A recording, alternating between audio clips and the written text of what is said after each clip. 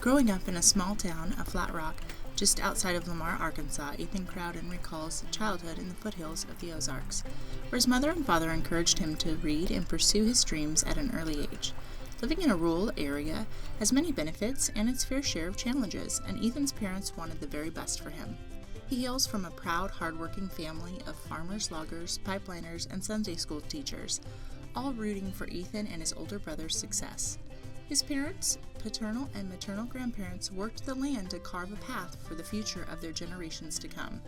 With all this love and support, Ethan strived to overcome challenges with a speech and language impairment. He received speech pathology therapy for several years at his Knoxville Elementary in the Lamar School District. Ethan's mother often worked from home as a medical transcriber. She also frequented Ethan's school as a substitute teacher and was one of the local Sunday school teachers in their small community. Ethan shared that it's the South and everybody reads the Bible, usually every night and then on Sundays. The first thing you learned to read was the Bible. Ethan recalls that when his mother was not reading and transcribing for work, she was reading for pleasure, such as the Bible, romance novels, and Louis Lamar books. Ethan shares that these reading practices and books were passed down from generation to generation, creating a family tradition of biblical and Western genre reading. Through family, school, church, the local library, and work, Ethan was exposed to a number of sponsors and multiliteracies. Some of Ethan's fondest memories with his maternal grandmother include word games like Scrabble and playing cards such as Goldfish and Gin Rummy. Reading was a huge part of the family's pastime. Family reading took place in the living room or on the front porch swing if the weather was right.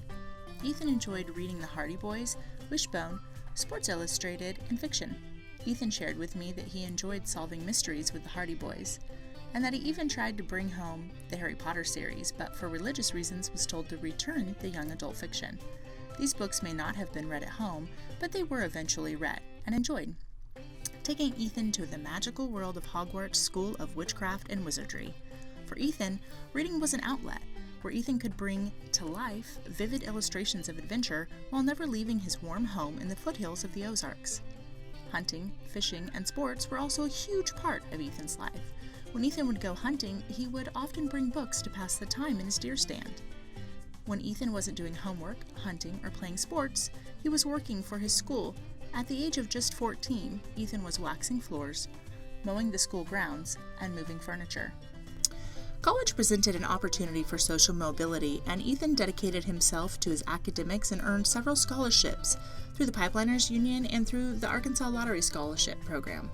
These scholarships paid his way for college at Arkansas Tech in Russellville, Arkansas. While continuing to work various jobs like being a mechanic at Walmart and groundskeeper at his old high school, Ethan's hard work paid off and he graduated with a BA in broadcast journalism and was quickly immersed into the local job market, which led him to the Northwest Arkansas, Fayetteville, and Bentonville area, where he pursued several different occupations like being a recruiter for J.B. Hunt. Eventually leaving J.B. Hunt in pursuit of a job that best suited his degree, Ethan was on LinkedIn and saw a posting for the perfect job.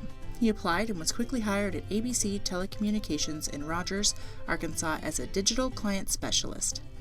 Today he uses several different modes of literacy and technology to design online ads and creating strategies to present to future and current customers for advertising. He uses a screen to communicate with everyone through work and even his social life. His smartphone is a vital device in his literacy toolbox, using it for email, social media, and a form of communication with coworkers and friends. He enjoys searching for information and Googling answers to prove his friends wrong. He often uses Google Maps so he can get to where he's going on time and discovers new restaurants for dining. In referencing place and literacy, Ethan shares with me some interesting facts about growing up in a small town.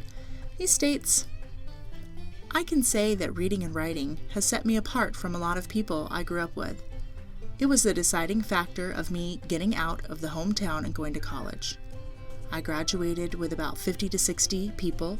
Probably 15 people went to college and probably about 5 graduated, and I was one of them.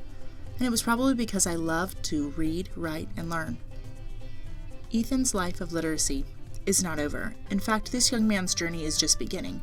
I hope that he will pursue his lifelong goals of becoming a sports writer, where he would report on all things Razorback while working for the University of Arkansas in some capacity.